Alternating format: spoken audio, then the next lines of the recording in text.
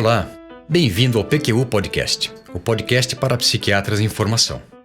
Aqui você encontrará opiniões, revisões críticas das evidências, clássicos revisitados e comentados, atualizações, tudo isso de maneira dinâmica, informal, na medida do seu interesse e de muito fácil acesso. O objetivo é apresentar dados científicos e comentários que possam de alguma maneira contribuir na sua formação e auxiliar na sua prática clínica. Aqui é evidência com opinião. Eu sou Luiz Alberto Etten e é uma satisfação tê-lo como ouvinte. Será que a depressão, um transtorno mental, ocasiona limitações físicas, sociais e profissionais? Mesmo, de verdade, daquelas que justifiquem um afastamento profissional, por exemplo? Ainda hoje muitos pensam que não. Aliás, posso assegurar que pessoas com depressão sofrem duplamente, com o desconforto ocasionado pelo transtorno mental em si e com a incompreensão das pessoas, desde as mais próximas, familiares, amigos e conhecidos, como também de profissionais de saúde. No episódio de hoje do PQU Podcast, apresentarei um artigo clássico, publicado em 1989, que demonstrou de maneira bastante convincente o quanto as limitações ocasionadas por depressão são reais e até mais graves do que as provocadas por outras doenças crônicas.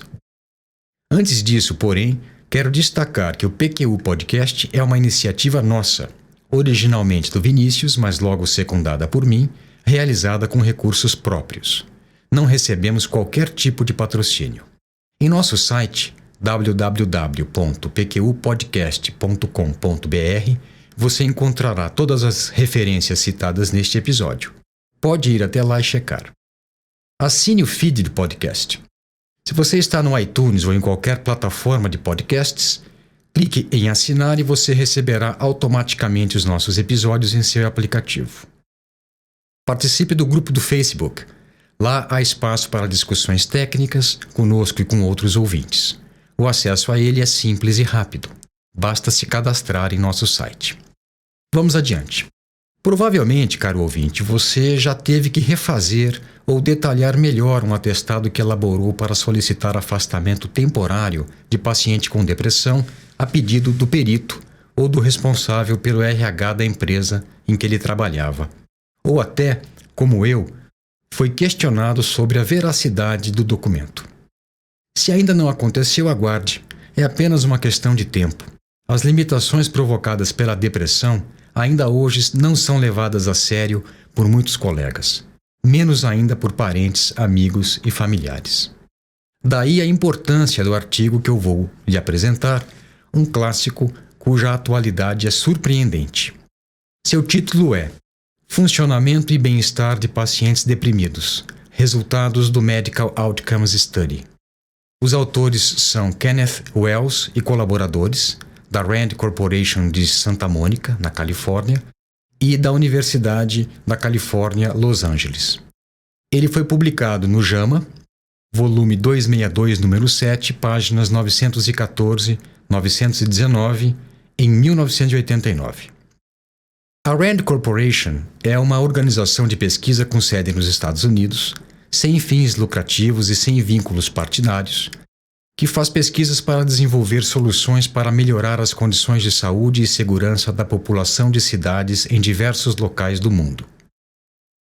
O Medical Outcomes Study, cuja tradução seria o Estudo de Desfechos Médicos, foi realizado com apenas dois objetivos bem claros. Primeiro, determinar a relação entre variações de desfecho dos pacientes com os diferentes modelos de atendimento, as especialidades médicas e as habilidades técnicas e interpessoais dos médicos. E segundo, desenvolver ferramentas práticas para monitoramento do desfecho de pacientes na prática médica. O estudo que eu vou apresentar utilizou a mesma amostragem com um objetivo mais específico: comparar as limitações ocasionadas por depressão com as que acompanham outras doenças crônicas. Foi o primeiro levantamento em larga escala comparando as limitações físicas, sociais e profissionais de pacientes com depressão, de acordo com os critérios do DSM-3 para depressão e distimia, como as de pacientes com outras doenças crônicas, hipertensão arterial, diabetes, problemas cardíacos, coronariopatia, infarto do miocárdio e insuficiência cardíaca, artrite, problemas de coluna, hérnia de disco e lombalgia, problemas pulmonares, enfisema, bronquite crônica e problemas gastrointestinais, úlcera, gastrite e colite.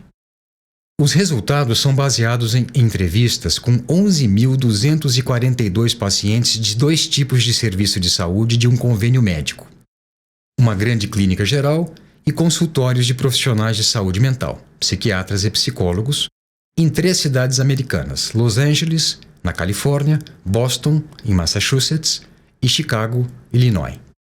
A idade média dos pacientes da clínica geral foi de 48 anos e a do grupo de pacientes atendidos nos consultórios de especialistas, 40 anos. Atentem bem para as definições. Bem-estar foi definido como a avaliação subjetiva de qualidade de vida e saúde, e funcionamento como a capacidade de realizar tarefas e atividades diversas, especificamente funcionamento físico, limitações em atividades como esportes, subir escadas, andar, se vestir e tomar banho. Funcionamento profissional, prejuízo no trabalho, serviço doméstico ou acadêmico. E funcionamento social, interferência negativa em atividades sociais como sair de casa para passear ou visitar amigos e parentes. Foram consideradas também 2 outras variáveis: dias de cama, definida como o número de dias de repouso por causa do problema de saúde no último mês, e presença de dor, entendida como sensação de dor corporal no último mês. Os autores acreditavam haver, por parte dos médicos, a tendência de considerar as limitações associadas à depressão mais subjetivas e de menor relevância que as relacionadas com outras doenças crônicas. Isso no fim da década de 80, mas é uma postura ainda muito comum entre nós. Por isso, compararam diretamente, algo que até então não havia sido feito, pacientes com depressão com pacientes que apresentavam outras doenças crônicas. A metodologia empregada também permitiu que se avaliasse o impacto da comorbidade com depressão na sensação de bem-estar e do funcionamento de pacientes com essas outras doenças. Os resultados são bastante impressionantes. Os pacientes com depressão se sentem menos saudáveis do que os com outras doenças crônicas, exceção feita aos pacientes com problemas cardíacos. O funcionamento físico de pacientes com depressão foi significativamente pior do que os com hipertensão, diabetes, artrite e problemas gastrointestinais, equivalente ao daqueles com problemas pulmonares e problemas de coluna, mas melhor do que os com coronariopatia avançada e angina. Os pacientes com depressão apresentaram maior comprometimento do funcionamento social que os pacientes com todas as outras doenças crônicas. E com respeito ao funcionamento profissional, os pacientes com depressão apresentaram maior prejuízo do que os com outras doenças crônicas, exceto aqueles com coronariopatia avançada. Os pacientes com depressão sentiram necessidade de ficar de cama mais dias do que os com as outras doenças crônicas, exceto os com doença coronariana avançada. Também os pacientes com depressão relataram mais dores corporais do que os com hipertensão, diabetes, problemas pulmonares e, inclusive, dos que os com coronariopatia avançada, mas menos do que os pacientes com artrite. O impacto negativo da depressão e das outras doenças estudadas foi aditivo, ou seja, ter depressão e outra dessas doenças crônicas agrava a limitação do desempenho, que se torna maior do que a causada por cada uma delas isoladamente. A comorbidade de depressão com coronariopatia, por exemplo, praticamente dobra o prejuízo no funcionamento social do paciente em comparação com os pacientes com apenas uma dessas doenças. Os autores concluem que a depressão é comparável a outras doenças no que diz respeito à morbidade. Indo um pouco além, o estudo sugere que entre as patologias testadas, depressão só não apresentou mais morbidade do que as doenças cardiovasculares avançadas. Infelizmente, mesmo já passados mais de 25 anos, essa realidade não foi completamente assimilada, nem pelo público geral e nem pela comunidade médica. Este artigo, cujos resultados foram depois reproduzidos em outros levantamentos semelhantes, além de escancarar o prejuízo causado pela depressão, de mostrar que ele é tão real quanto o provocado por outras doenças crônicas, chama a atenção para a importância de se fazer o diagnóstico correto de um transtorno depressivo, ressaltando que quando ele ocorre em comorbidade com outra doença, esse diagnóstico é mais complicado de ser realizado. Isso é verdade para o psiquiatra, em tese o profissional mais capacitado para essa tarefa. Imagine o que dizer então do que seria para um clínico geral ou um colega de outra especialidade. Eu já presenciei discussões de casos em que o simples fato de o paciente se queixar muito de limitações era suficiente para alguns colegas começarem a pensar em diagnósticos alternativos ou comórbidos, como se a depressão não fosse grave o suficiente para justificar tais queixas. Depressão dói, sim. Não era objeto desse trabalho o esclarecimento da relação entre depressão e a outra doença crônica.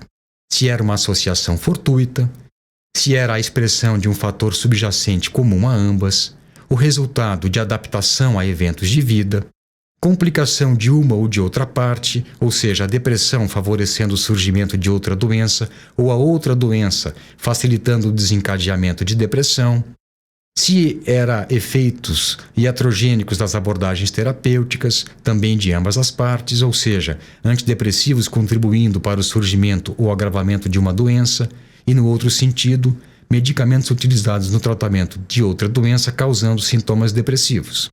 Na verdade, qualquer que seja o caminho que leva à comorbidade de depressão com outra doença, o fato é que, quando ela existe, o diagnóstico é mais problemático, o tratamento tem mais chance de ser incompleto, o prognóstico é pior e, como se viu, a qualidade de vida despenca. Já finalizando o episódio de hoje do PQU Podcast, gostaria apenas de destacar a principal mensagem do artigo que apresentei. Pacientes com depressão apresentam limitações tão reais como as que outros pacientes com doenças crônicas mais concretas, entre aspas, em muitos casos até mais perturbadoras e paralisantes, em todos os setores de sua vida. Quero acreditar que com dados tão robustos como os que apresentei hoje, bem como os que estão disponíveis nos sites do PQU Podcast, você, caro ouvinte, se sinta mais seguro para tranquilizar e orientar seu paciente com depressão e elaborar atestado para ele justificando a necessidade de afastamento transitório de atividades profissionais ou acadêmicas. Se gostou deste episódio, divulgue o PQU Podcast para seus colegas e conhecidos. Contamos com a sua divulgação. É ela que dará sentido e aumentará o alcance desse nosso trabalho. Um abraço e até a próxima. Opiniões, dúvidas, questionamentos? Participe do nosso grupo no Facebook.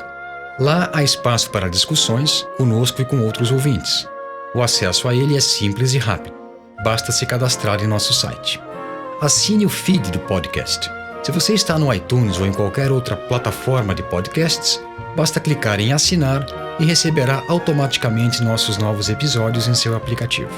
Visite nosso site www.pqpodcast.com.br. Lá você encontrará as referências citadas neste e em outros episódios. O PQU Podcast agradece sua atenção.